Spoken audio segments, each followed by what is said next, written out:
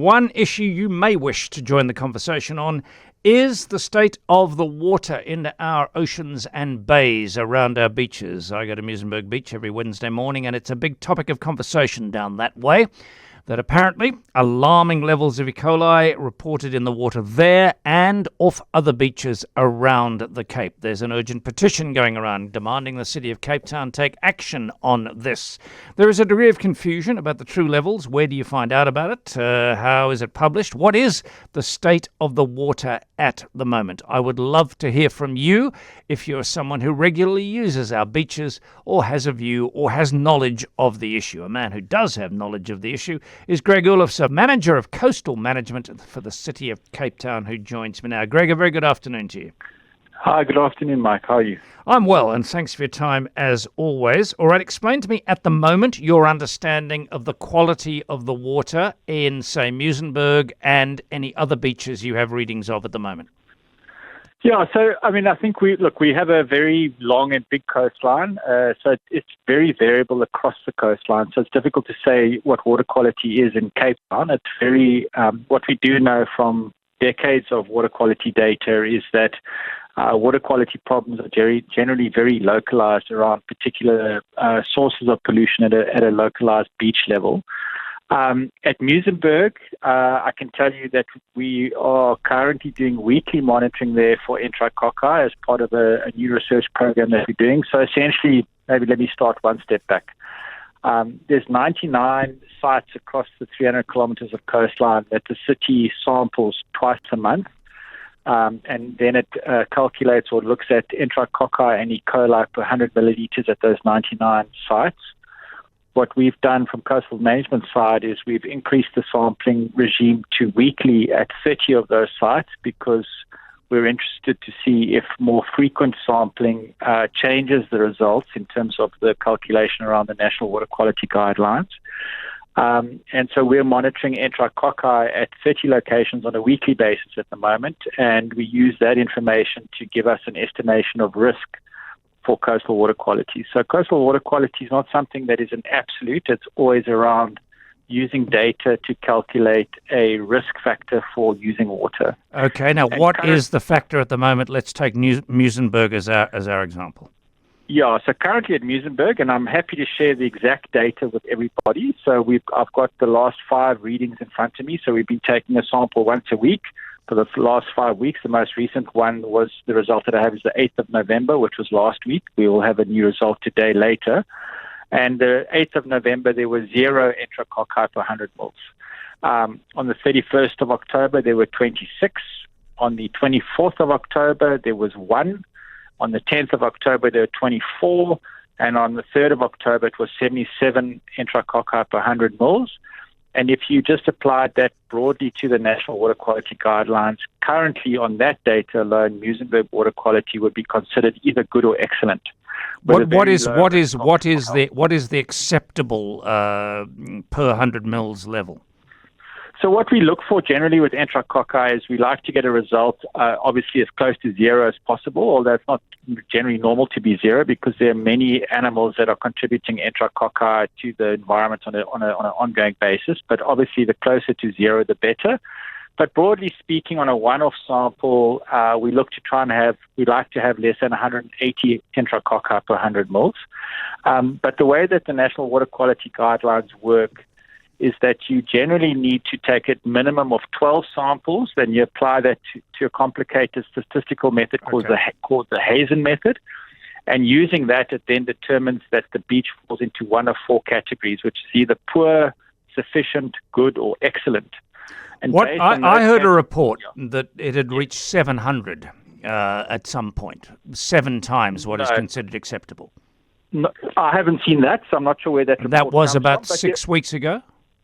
Yeah, so that I don't have that from 6 weeks ago, but there are discrete events where we will see spikes in bacterial numbers in water quality samples, and those are generally associated with a localized event. So if I may use an example to try and explain it, because it isn't something that generally is easy to understand unless I use an example, and I'd like to try, if I can, is use Fishhook Beach.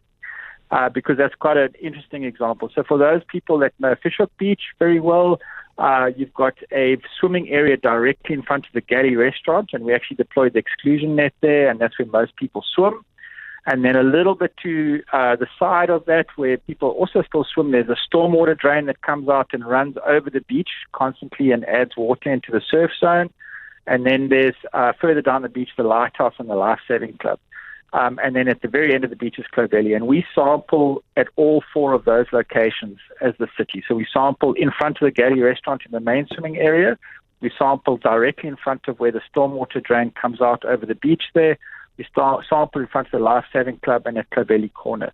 And at all four of those locations, we generally get a different result. And the results that we get are in front of the galley, we get excellent water quality in terms of the National Water Quality Guidelines. Directly in front of the stormwater drain where there's a discharge, we get poor water quality because the stormwater drain is discharging and it's carrying pollution and it's affecting the result.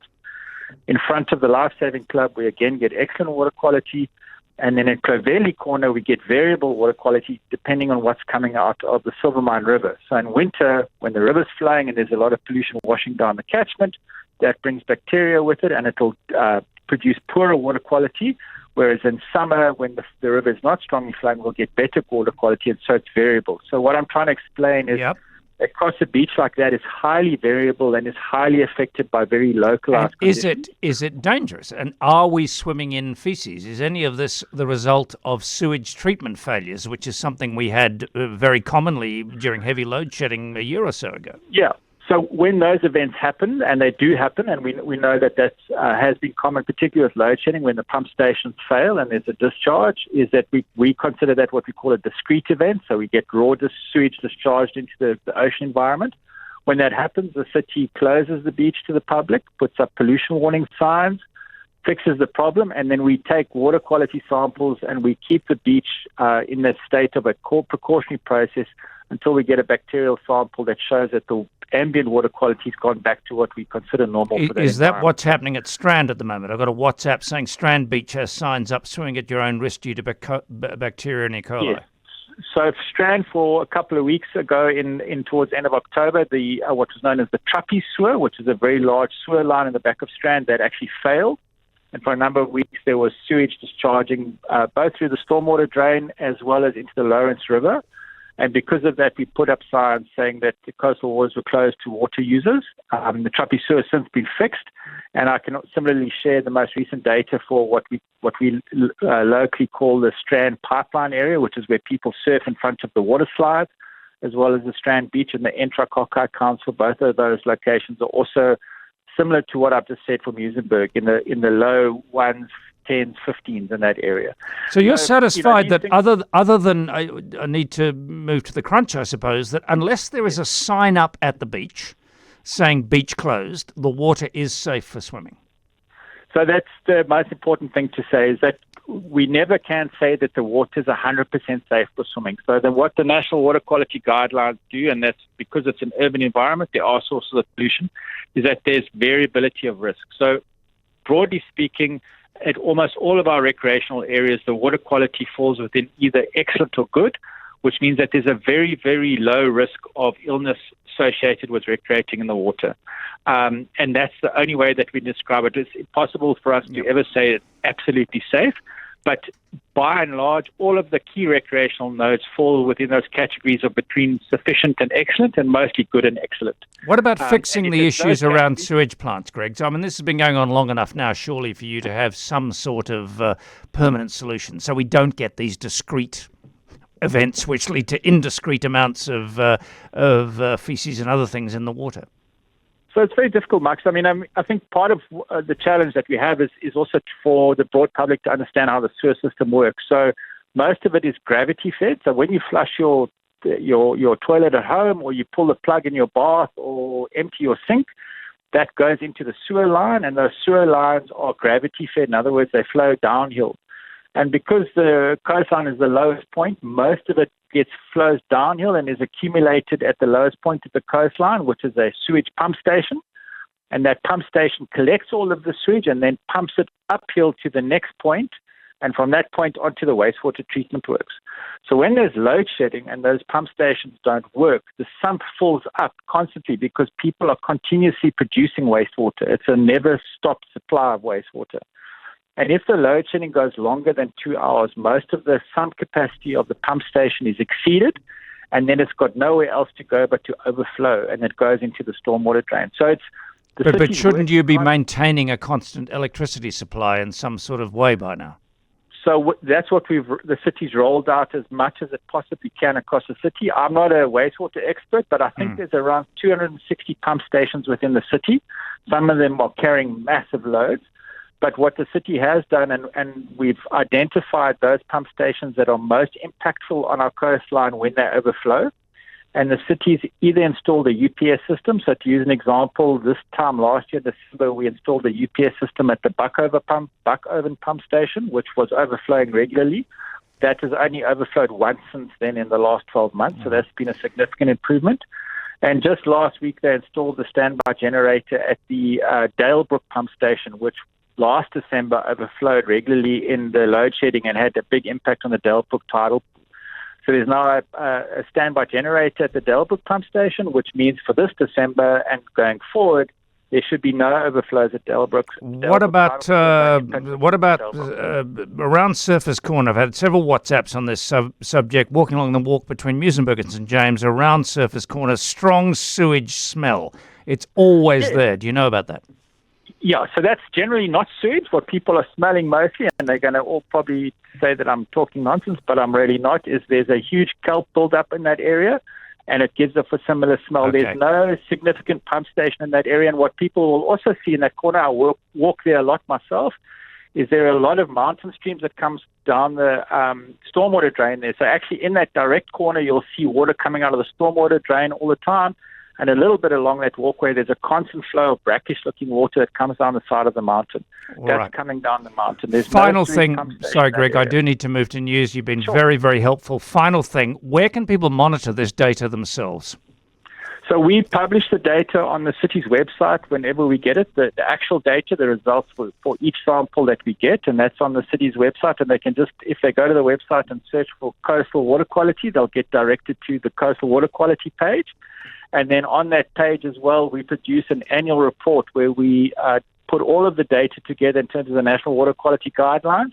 And in many cases where we can, we try and give an explanation for various beaches which either fall into the poor category or the good category to try and build awareness around the localization of coastal water quality pollution and each of our impacts on that environment. Gregg Oelofse, thank you very much indeed. Manager of Coastal Management, City of Cape Town. Dr. Cleve Robertson, someone we know well on this radio station, joins me now on this issue. Hello, Cleve. Afternoon, Mike, and thanks for the opportunity. I think to respond to Greg, it's very clear that the water quality, both in the ocean and in our rivers in Cape Town, is of terrible quality. There's absolutely no doubt. And by the city's own admission, I mean, the fact that the mayor's inaugural speech revolved around sewage, and if you go to the website that Greg has mentioned, you'll see that most of the sites that are sampled are red zones on the city's own annual report and in their own charts. And is that rivers or beaches or both? Rivers, beaches, tidal pools. I mean, the tidal pool where I swim every morning in Camps Bay is in fact a red zone, and regularly people ask me while I'm swimming there, should we be swimming there? I think the easiest way to think about it is that we use about 1 billion litres of water a day in Cape Town, and most of that either goes down the toilet or goes down the stormwater drains and becomes a very complex cocktail of viruses, bacteria, chemicals, pharmaceuticals, and all sorts of toxins that find their way into the environment. There's absolutely no question that it's the city's task, and the burden is on them to clean that so that it does not pollute the environment. And it's the Department of Environmental Affairs' responsibility to monitor the city and issue permits. And the water quality currently is terrible. In the Hart Bay River 2 weeks ago, the E.coli count was 8 million, where the normal limit should be 100. 8 million. I was out as an independent observer the other day at Greenpoint on the Greenpoint sewage pipeline. The count out there is 15,000 instead of 100. So we very clearly have not only a biological in terms of E. coli, which is the only thing they measure, We have a major pollution problem of a range of pharmaceuticals, toxins, chemicals, and those things not only kill wildlife immediately, but they accumulate in the ecosystem and in the long term have consequences for various species. So I think this is a very serious issue, and all the citizens of Cape Town should ask is that the city do their job and clean it up. It's as simple as that. But it's not a simple task, is it? Sure, it's not, and it's not a cheap task either, but that doesn't remove the burden and responsibility on the city to do the right thing. It's common sense. We do not want a polluted environment. We want to swim in pristine seas, pristine rivers. I mean, the Black River was mentioned earlier. I drive over that river every day. It stinks because it comes directly out of the Athlone sewage works. It's very polluted, and biologicals are the least of the problem. The issue around the stink at Surface Corner, I don't know if you can comment on this. You seem to have a bit of technical knowledge. Someone saying as a child growing up next to the sea 60 years ago, kelp does not smell. What has happened is that feces attaches itself to kelp these days because sewage into the sea is mismanaged, and they blame the kelp. Would you have any comment on that? Do you know what that is? Is that the case? So, I mean, the kelp does smell, but sewage is a very specific smell, and I don't think people are mistaken. And the problem is that the sewage network in the city is completely overloaded and overwhelmed at the moment. And so every day I drive to work, and in the last 2 weeks I've driven over overflowing sewage manhole covers in Camps Bay next to the pump station, and it stinks. So that's definitely sewage. And at Woodbridge Island, the same, where the water's coming out of the manhole covers, sewage, running over the road, down the stormwater and into the Milnerton Lagoon. So it's happening all over the place. You mentioned the Lawrenceford River. There was a major sewage leak into the Lawrenceford River. It's dangerous to swim at Strand Beach. There's raw sewage flowing down the Lawrenceford River and into the sea. So I think, it's acknowledged. The city has a major problem. We acknowledge that. It's a complex problem, but they have to sort it out. Otherwise, the economy is going to be affected by loss of tourism, as we experienced in KZN and all over the place. It is a very serious problem. I think, by the city's own admission, they have a serious problem, but they need to fix it. They need to commit to a long-term plan to resolve all these issues. And it's a very important issue, not only environmentally, but economically for us. People are going to lose their jobs because people vote with their feet and do not come to Cape Town because they cannot swim in a pristine, clean Clifton Beach. It's a very important issue. Cleve, thank you very much. Very powerfully put. Dr. Cleve Robertson there on the issue that we've been addressing since the beginning of this show around water quality. Gregg Oelofse maintaining that Muizenberg's water quality at the moment is very good to excellent. Other beaches are fine unless there's a sign up. There's certainly one at Strand at the moment. Cleve mentioned that. It's a big issue. It's an important issue. More to come on that, I would think, during the coming weeks as we head towards the holiday season.